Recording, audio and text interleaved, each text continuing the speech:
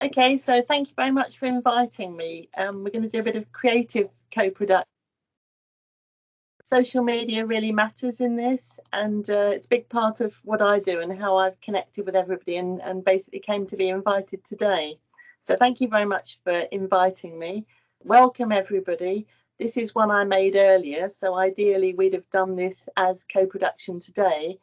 And in fact, it was done as a co-production session starting one of our virtual sessions. It's a really great way to get people in the right place and wanting to chat with each other.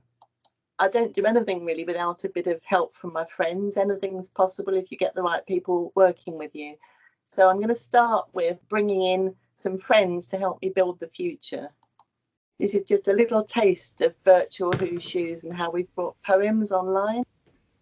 So we're throwing the dice, and fast forward to Poets Corner, and we're going to select a poem for you about building the future that came from our virtual Who Shoes session last summer. Building the future. A global pandemic. There is no question we were scared, but with fantastic team working, we came together because we cared. In some ways it was refreshing, a weird kind of blessing. We were able to be bold, to ditch things that left us cold. Targets for the sake of targets, counting for the sake of beans, filling endless paperwork like soulless machines. With rapidly changing guidelines, new procedures every day, we tackled huge challenges and always found a way. We surprised ourselves, responsive and reactive, sharing and learning, a rare chance to be proactive. Our clinical skills recognised, self-motivated, energised. What is best for this patient, this situation, now? Do you need to take a break? Listening with compassion, feeling valued and cared for, staff and patients, everyone. How did it happen? We were so remiss that it took a pandemic to appreciate this. The stifling bureaucracy has lifted, the power has shifted, and if there's one thing we know, we must never let this go.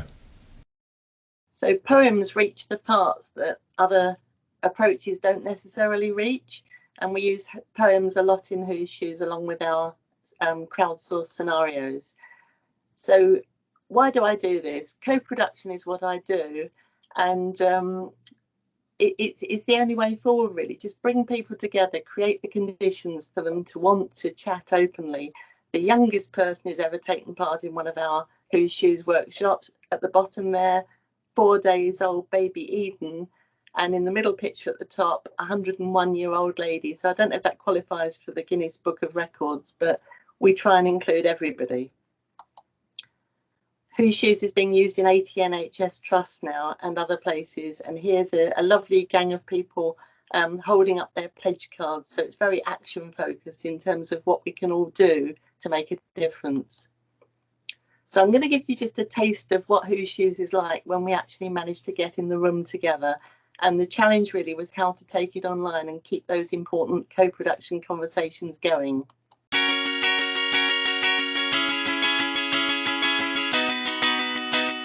Other babies are choosing to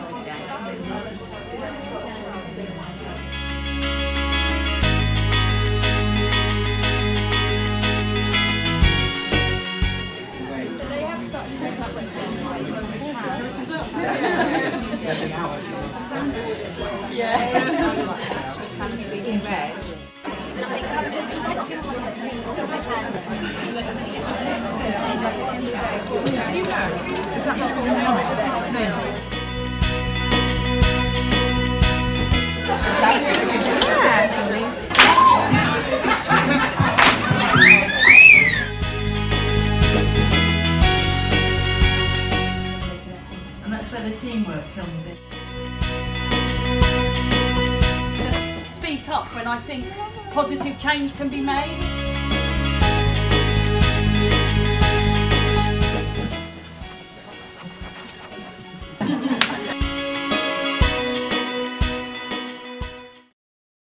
So that was a maternity workshop. This one was the beginning of last year, just before lockdown, in Surrey, around frailty and dementia care.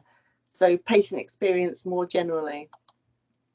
We produce booklets of case studies sharing the best practice, and these are all available online. So if anybody wants links to those, we can add those afterwards.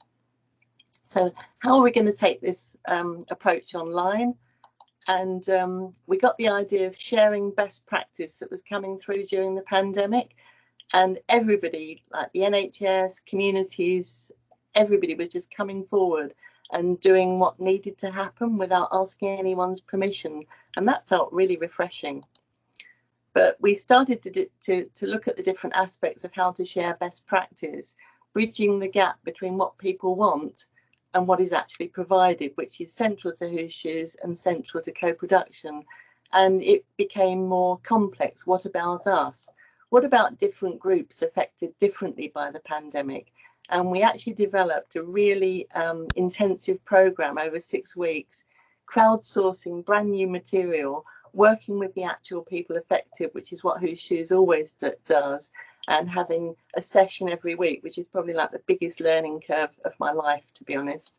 And bridging the gap across the so-called sectors. I hate words like that. We're not sectors, but NHS, community, social care, for me, it's just all about people. And we invited people to our sessions from everywhere. So inevitably different people for the different sessions. And Cristina came through as a bit of a star. And you can see her top left there. She really seemed to sort of fit with our gang, doing things a bit differently, a bit creatively. And we had a lot of fun, but we were also discovering some really important learning. So very difficult topics, people disproportionately affected by the pandemic, getting people to work with us to design the sessions, to make them authentic and to listen to real voices.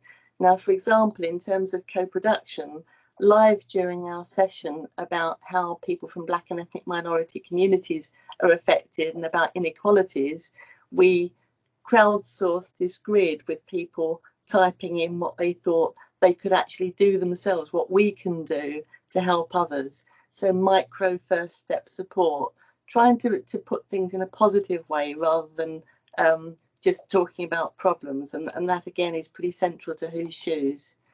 And we realised that obviously we're all in the same storm in terms of the pandemic, but in very, very different boats. And I'm looking forward to the inequalities session tomorrow to take this forward further. And these fantastic images drawn by New Possibilities, these ones were by Carrie Lewis, very, very powerful and very useful in terms of getting key messages across quickly and visually and more inclusive. So building the future, I've been proud to play a part in that.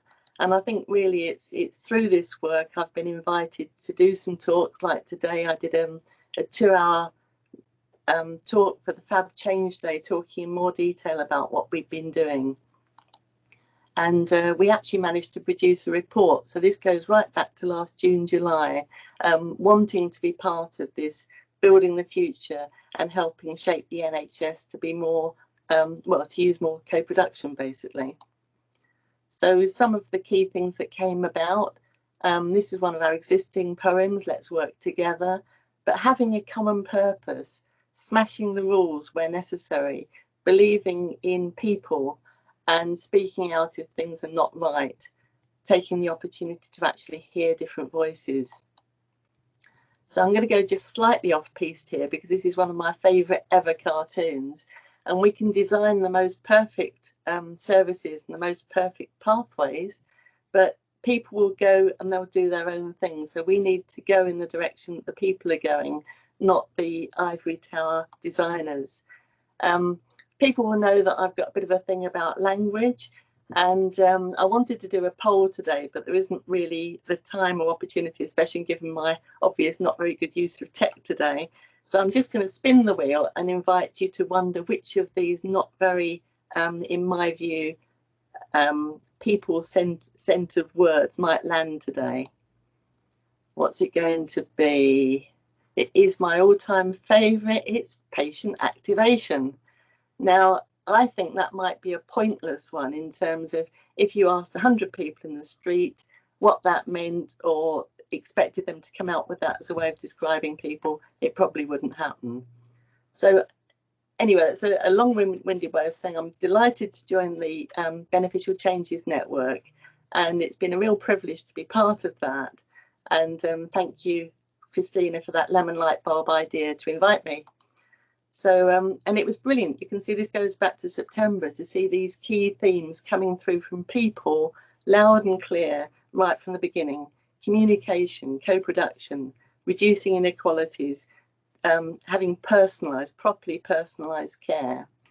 And I was also invited to join the lived experience group, and similarly seeing the person rather than the label or the diagnosis or the condition, unlocking informal networks and actually bringing people together, creating the space for conversations, is what Whose Shoes is all about.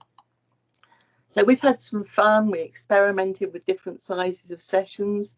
I got my Matex gang involved in. We knew we could have a really big session, try out breakout rooms and so on. But it's been a fantastic way of actually keeping the conversations going. So I was just going to pick a couple of really quick examples in terms of the outcomes of co-production.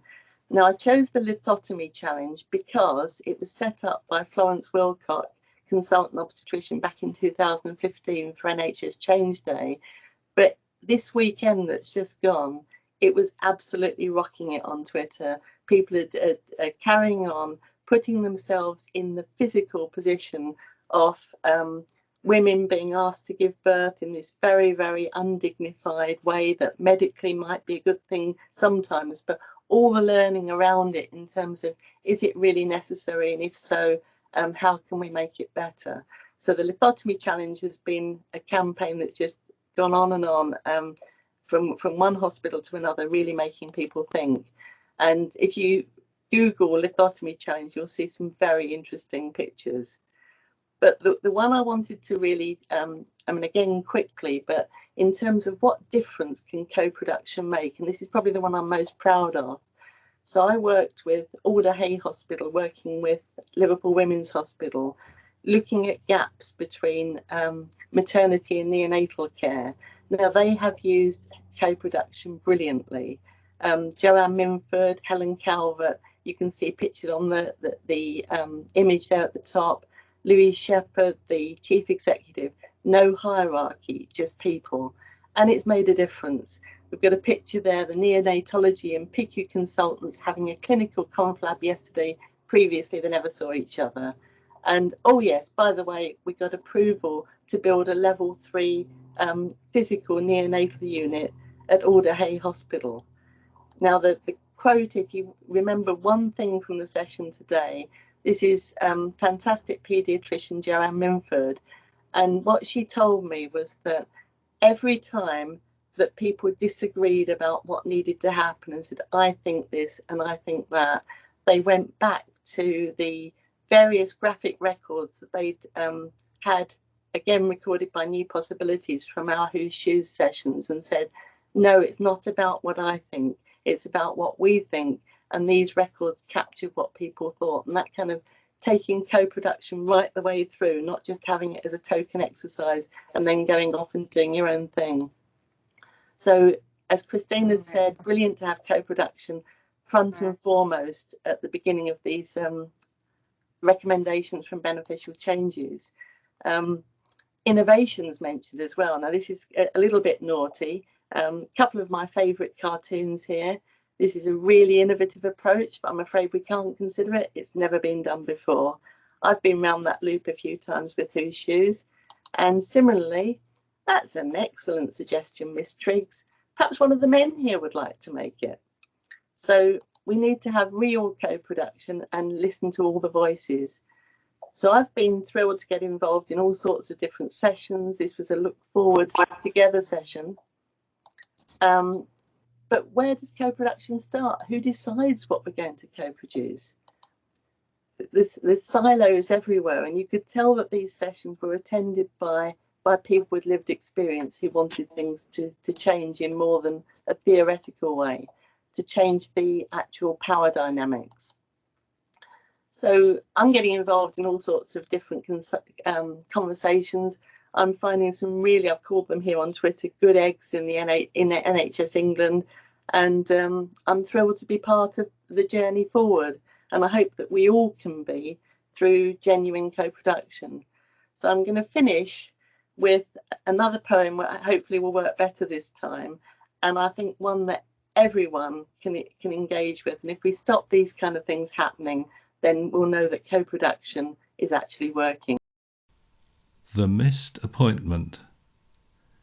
I became aware of a mole. It didn't worry me much. It looked slightly different, felt a bit odd to the touch. Get it checked, the wife said as she inspected it in bed. So I did. The GP referred me to Mr. Blenkinsop's clinic. I thought, here we go, but perhaps I'm a cynic. As the months passed, I tried phoning, but the phone wasn't manned. It was very tempting to put my head in the sand. They'd said 6 to 8 weeks.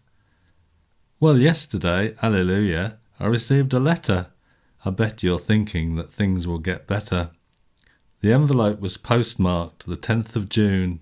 Dull, the appointment was the 9th. A little bit too soon. Today's the 13th. Unlucky for some. I phoned and luckily I managed to get through. I was annoyed but polite and asked what we could do. Well, because it's a missed appointment, I couldn't believe what she'd said. It made me see red. Suddenly the whole thing was my fault instead. So that's it from me. Thank you very much. Thanks, Gill.